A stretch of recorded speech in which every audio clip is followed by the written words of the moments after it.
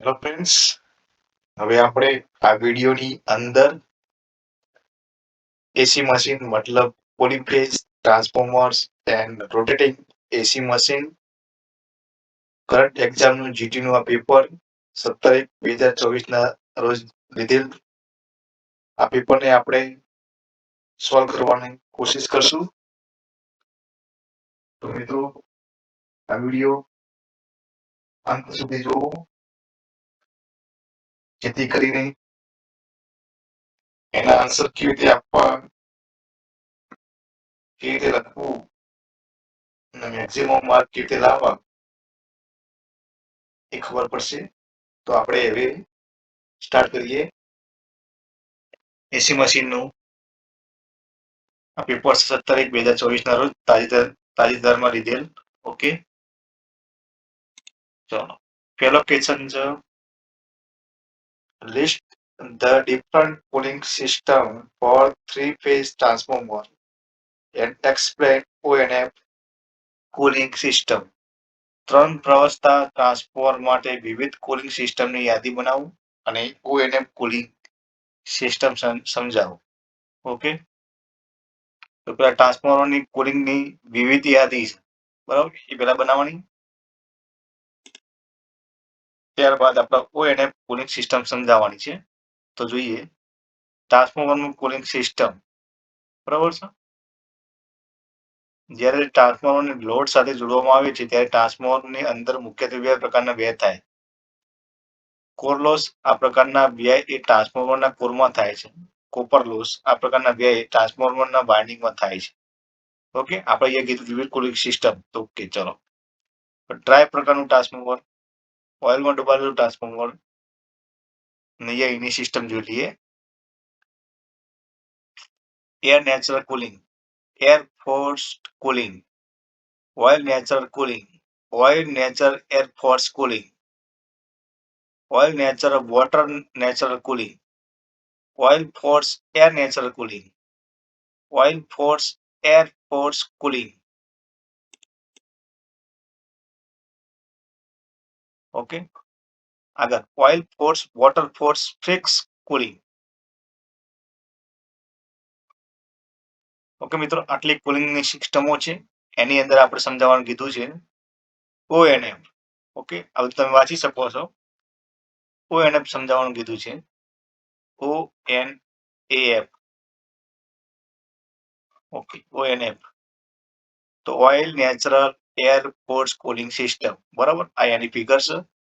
Oil natural air force cooling સિસ્ટમની figure છે. ઉપર બસિંગ છે, ટ્રાન્સફોર્મરની ઉપર પેલા આવે બસિંગ આવે. આ ટ્યુબ છે, ફેન છે, રેડિએટર ફેન છે. ઓકે, કુલિંગની આ પદ્ધતિમાં ટ્રાન્સફોર્મર વાઇન્ડિંગને ઓઇલમાં ડુબાડવામાં આવે છે. આખું ટ્રાન્સફોર્મર વાઇન્ડિંગ શું કરવાનું? ઓઇલમાં ડુબાડી દેવાનું, જેથી કોર અને વાઇન્ડિંગમાં ઉત્પન્ન થતી ગરમી, કોરની અંદર અને વાઇન્ડિંગની અંદર જે ગરમી ઉત્પન્ન થાય એ કન્ડક્શન દ્વારા ઓઇલમાં ટ્રાન્સફર થાય. બરાબર, કન્ડક્શન દ્વારા શું થાય? ઓઇલમાં ટ્રાન્સફર થાય. ગરમ ભાગોના સંપર્કમાં રહેલું ઓઇલ ઉપરની તરફ ખસે છે. ગરમ ભાગમાં સંપર્કમાં જે રહેલું હોય ઓઇલ એ શું કરે? ઉપરની તરફ જાય અને તેની જગ્યાએ ઠંડુ ઓઇલ લે છે, ને એની જગ્યાએ શું થાય? ઠંડુ ઓઇલ લે. આ ગરમ ઓઇલ એ પોતાની ગરમીની ટેન્કની દિવાલ અને ટ્યુબની સાઈડોને આપે છે. બરાબર, ટ્રાન્સફોર્મરની સાઈડ શું હોય? ટ્રાન્સફોર્મરની આજુબાજુ સાઈડ રેડિએટર હોય, બરાબર. રેડિએટરની શું હોય? ટ્યુબો હોય. ટ્યુબોની સાઈડમાં એ ફર્યા કરે. આ ગરમ ઓઇલ ઠંડુ કરવા માટે પાઇપો ઉપરથી હવાને ગતિપૂર્વક પસાર કરવામાં આવે છે. ગતિપૂર્વકની હવા એ બહારથી પંખા વડે મેળવી શકાય છે. એ રેડિએટર છે, બરાબર. પંખા મૂક્યા છે, બરાબર. એ ફેન પર આ ટ્યુબ છે. આ ટ્યુબની અંદર શું થાય? ઓઇલ ફર્યા કરે, ગરમ, બરાબર. એ આવે ઠંડુ કરે, પાછું ઉપર જાય, ઠંડુ થાય. ઓકે, આ રીતે રોટેટિંગ સતત થયા કરે. Okay, clear? આગળ વાત કરીએ glucose relay. Explain glucose relay with neat sketch. Glucose રિલેને સ્કેચ સાથે સમજાવો. ઓકે, આ ગ્લુકોઝ રિલે કઈ જગ્યાએ લાગેલું હોય? મેન ટેક અને કન્ઝર્વર ટેકની વચ્ચોમાં ગ્લુકોઝ રિલે લાગેલું હોય. તો ગ્લુકોઝ રિલેનું મુખ્ય કાર્ય ટ્રાન્સફોર્મર, તેની અંદરના પોર્ટ જેવા કે અર્થ પોર્ટ, વાઇન્ડિંગ શોર્ટ સર્કિટ, બે ફેઝ વચ્ચેની શોર્ટ સર્કિટ, બુશિંગમાં પંચર વગેરે સામે રક્ષણ આપવા માટે થાય છે. બરાબર, આ રિલેનો ઉપયોગ કેમ થાય છે ભાઈ? અર્થફોલ કરવા માટે અંદરના ફોલ્ટ, અર્થફોલ્ટ, વાયરની શોર્ટ સર્કિટ, બે ફેઝ વચ્ચેની શોર્ટ સર્કિટ, બુશિંગમાં પંચર, આવું કંઈક થાય તેની સામે શું થાય? પ્રોટેક્શન આપી. બુકોઝ રિલે કઈ જગ્યાએ લગાવેલું હોય કે ભાઈ મુખ્ય ટેન્ક, આરઆઈ ટેન્ક.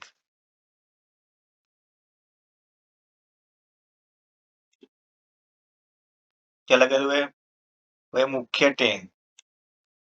કન્ઝર્વર ટેન્કની વચ્ચે લગાડવામાં આવે. કન્ઝર્વર ટેન્ક અને મુખ્ય ટેન્ક. બરાબર છે. બે મર્ક્યુરી સ્વિચને ફ્લોટની ઉપર લગાડવામાં આવે છે. આની અંદર બે મર્ક્યુરી સ્વિચ આવશે. સામાન્ય સ્થિતિમાં એટલે કે જ્યારે ફોલ્ટ ન હોય ત્યારે બંને ફ્લોટ એવી રીતે ત્રાંસા હોય છે કે જેથી બંને સ્વિચ ઓપન સ્થિતિમાં રહે છે.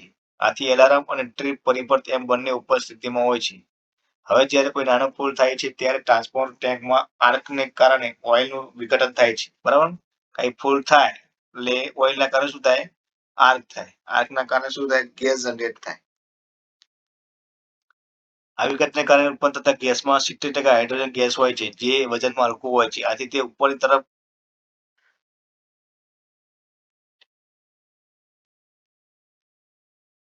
કન્ઝર્વેટર ટેન્કમાં જવા પ્રયત્ન કરે છે. આ ગેસ ગ્લુકોઝ રિલેના ઉપરના ભાગમાં એકઠો થાય છે. આથી ગ્લુકોઝ રિલેમાં ઓઇલનું સ્તર નીચું આવે છે અને ફ્લોટ 1 સાથે જોડાયેલી મર્ક્યુરી સ્વિચ ક્લોઝ થાય છે. આથી એલાર્મ પરિપથ ક્લોઝ થાય છે. તેથી નજીકમાં રહેલા ઓપરેટરને જાણ થાય છે કે ટ્રાન્સફોર્મરમાં કંઈક આંતરિક ફોલ્ટ થયો છે. આ ટ્રાન્સફોર્મર જલ્દીથી સપ્લાય છૂટું કરવામાં આવે છે, જેથી નાનો આંતરિક ફોલ્ટ ગંભીર ફોલ્ટમાં રૂપાંતર ન પામે. ઓકે, તો આ રીતે હોય glucose relay. Okay, 2 alarm circuit, mercury switch, oil. આ મર્ક્યુરી સ્વિચ અહીંયા હોય, એ બે મર્ક્યુરી સ્વિચો આલેલી હોય. એક છે એલાર્મ સ્વિચ છે, બીજી છે ટ્રીપ સર્કિટની સ્વિચ છે.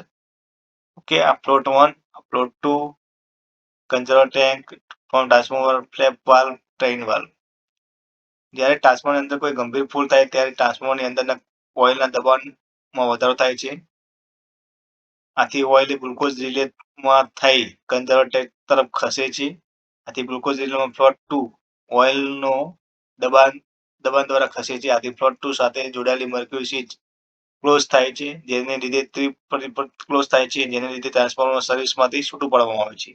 આ ગેસનું સેમ્પલ લેવામાં આવે છે, જેનું પૃથ્થકરણ કરી કયા પ્રકારનું ઇન્સ્યુલેશન ફેલ્યોર થયું છે તે જાણી શકાય છે. આમ ગ્લુકોઝ રિલે એ ગેસ ઉપર કાર્ય કરતો રિલે હોવાથી તેને ગેસ ઓપરેટર રિલે તરીકે ઓળખાય છે. ઓકે, આગળ establish binding and vector diagram of following vector group: star delta 1, delta star 11, delta delta 6. નીચેના વેક્ટર જૂથના બાઇન્ડિંગ અને વેક્ટર ડાયાગ્રામની સ્થાપના કરો. ઓકે, પેલો કરીએ y_d1, y એટલે સ્ટાર. આ શું સ્ટાર કહેવાય. પછી આ ડેલ્ટા કહેવાય. આને શું કહેવાય? સ્ટાર. અને ડેલ્ટા 1. બરાબર, જોડાણ માટે યાદ રાખવાનું મુદ્દા.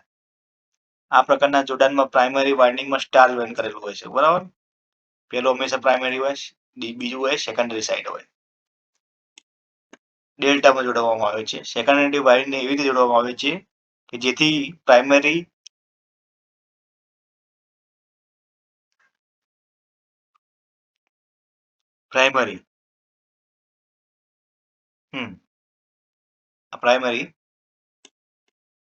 અને સેકન્ડરી વચ્ચેનો ફેઝ તફાવત કેટલો આવવો જોઈએ? 30°.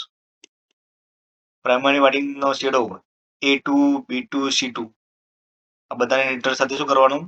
કનેક્ટ કરી દેવાનું, કોમન કરી લેવાનું, જોઈન કરી લેવાનું. પછીને A1, B1, C1 તથા એને 4 ઇનપુટ શેડા તરીકે કાર્ય કરે છે. અત્યારે શું કરશે? ઇનપુટ શેડા તરીકે કામ કરશે. સેકન્ડરી વાઇન્ડિંગમાં A1 બરાબર, A1, C2 પછી C1, B2,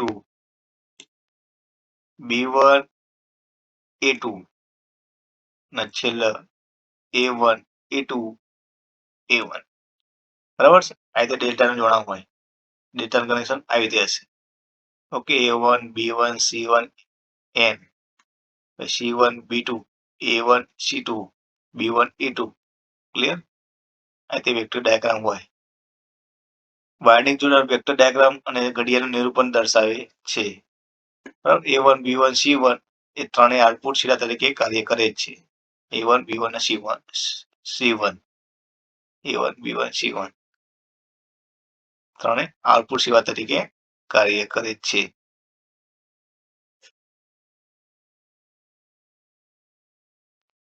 ઓકે, આગળ ડેલ્ટા સ્ટાર લેવલ પેલું કનેક્ટ થશે ડેલ્ટા, બરાબર. પ્રાઇમરી વાળી ડેલ્ટામાં જોઈન કરવાનું, સેકન્ડરી વાળી સ્ટારમાં જોઈન કરવાનું. સેકન્ડરી વાળી એથી જોડવામાં આવે કે જેથી પ્રાઇમરી અને સેકન્ડરી એ વચ્ચેનો તફાવત 330 થાય. કેટલો? 330. પ્રાઇમરી વાળીમાં A1 થી C2, પછી C1 થી B2, પછી B1 થી A2, બરાબર. આવી રીતે હોય A1 B1 C1 ત્રણ ઇનપુટ સેવા તરીકે કાર્ય કરે. સેકન્ડરીમાં જુઓ A2 B2 C2 ત્રણે શોર્ટ ન્યુટ્રલ સાથે A1 B1 C1 ત્રણે આઉટપુટ સેવા તરીકે કાર્ય કરશે. Okay, clear.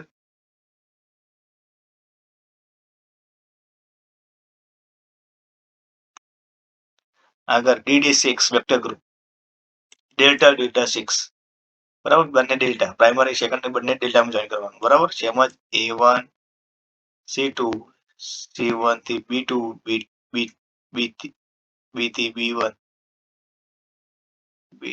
B2 થી B1 ને B1 થી A2 ને A2 થી A1. Okay, clear. A2 B2 C2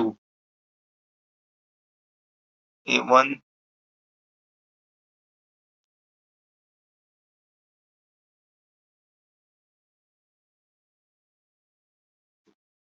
clear. એ રીતે, બરાબર. ત્રણે સેડા ઇનપુટ સેડા તરીકે કામ કરશે. A1 B1 C2 input. હવે આની અંદર જુઓ કે રીતે કામ કરે. સેમ A1 થી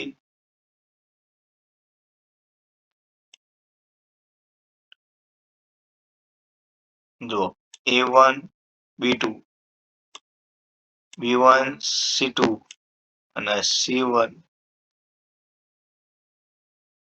A2, બરાબર. એથી સેડા કાઢેલા.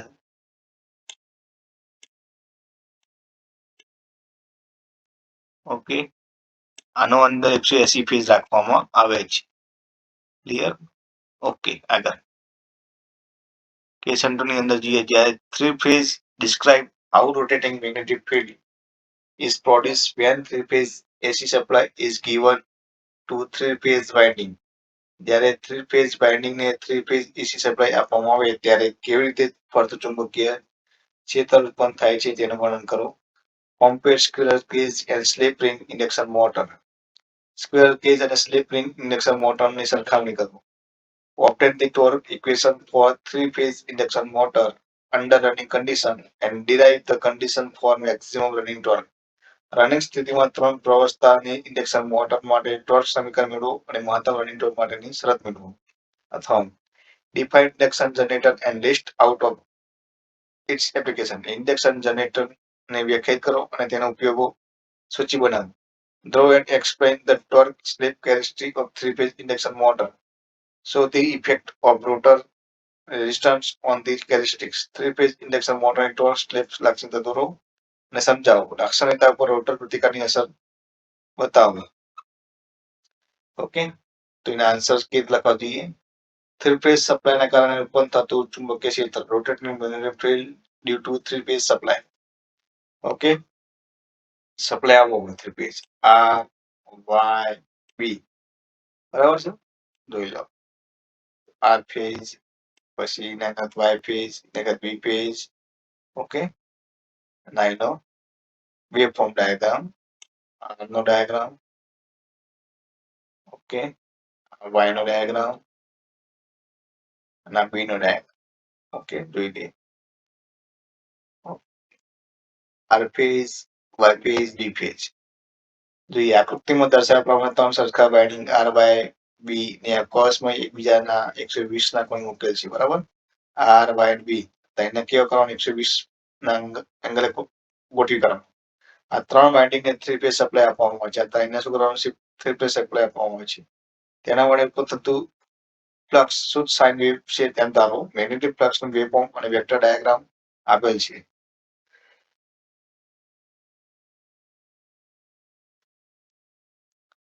ધન કિંમતોને ધારેલી ધન દિશા તરફ અને ઋણ કિંમતોને ધારેલી ધન દિશાની વિરુદ્ધ દિશામાં દર્શાવેલ છે.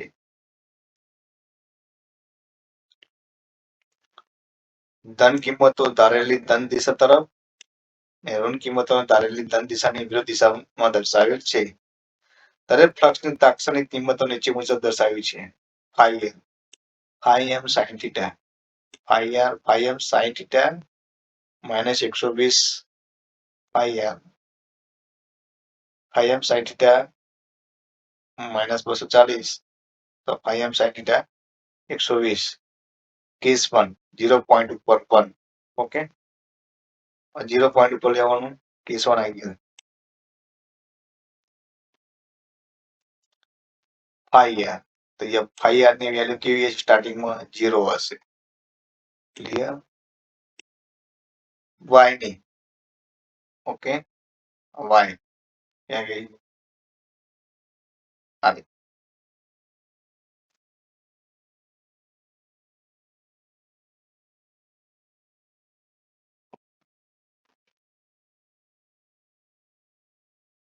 y બરાબર. અહીંયા રે, સોરી, y ની કિંમત આવી છે બરાબર છે, માઇનસમાં છે. તો માઇનસ √3 ભાગ્યા 2 phi m. b ની કિંમત ક્યાં ગઈ? b પોઝિટિવમાં છે, તો પ્લસ પોઝિટિવ √3 ભાગ્યા 2 phi m. ઓકે, પરિણામની ફ્લક્સની કિંમત, તો અહીંથી વેક્ટર ડાયાગ્રામ બનશે. ટોટલ રિઝલ્ટન્ટ ફ્લક્સ બરાબર, એ જોઈ લો. OA, આ OA, OB, OC, BD, OD. Clear?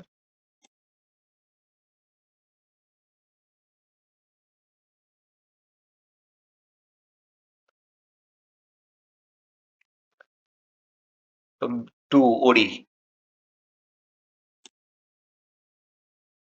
OD કેવા પણ 2, તો OD ની જગ્યાએ શું લખી શકાય ભાઈ? OB cos 30 બરાબર. આની જગ્યાએ આ બે લખી શકાય. ઓકે, રિઝલ્ટન્ટ ફ્લક્સ 2 OD, ની OB ની કિંમત જોઈ લો. OB ની કિંમત થાય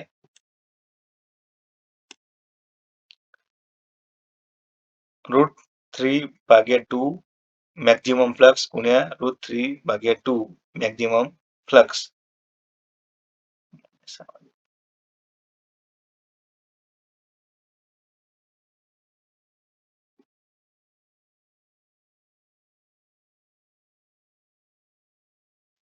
પ્લસ પ્લસ જ આવશે બરાબર. ઓકે, કારણ કે OB સાઈડ લીધા છે, તો √3 ભાગ્યા 2 phi m, √3 phi m બરાબર. બે બે જતા રહ્યા બરાબર. √3 જતો રહ્યો, પણ √2 કેન્સલ, વધ્યા 3 3 બરાબર. 3 ભાગ્યા 2 phi m. હવે 60 પોઈન્ટ ઉપર 2 ઉપર વાના ઉપર આ પોઈન્ટ વિશે કનેક્શન કરીએ. phi r જો મેક્સિમમ મળશે, અહીંથી મેક્સિમમ phi r મળશે, તમે જોઈ શકો છો. મેક્સિમમ મળશે તો √3 to phi m phi y, અહીં પણ મેક્સિમમ મળશે, તો માઇનસ √3 ભાગ્યા 2 phi m, phi b 0, phi b kilo હશે 0 હશે બરાબર. એ 0 મળશે. તો મૂકી દેવાનું, અહીંથી સેમ કરશો એટલે આ જ કિંમત આવશે, બધાની વેલ્યુ સેમ આવશે.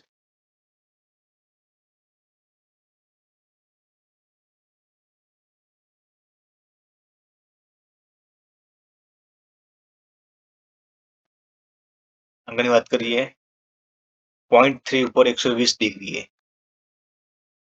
0.3 ઉપર 120 ડિગ્રી, તો phi r જુઓ, phi r કીધે છે. અહીંયા જુઓ phi r આ ડિગ્રી જુઓ,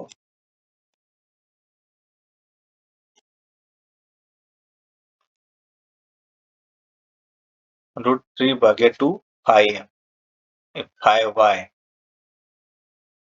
એ y છે કિંમત 0 થઈ જશે.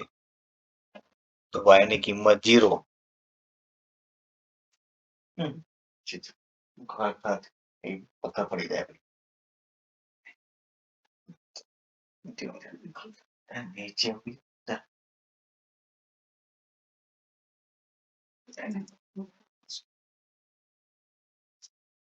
કાકર છે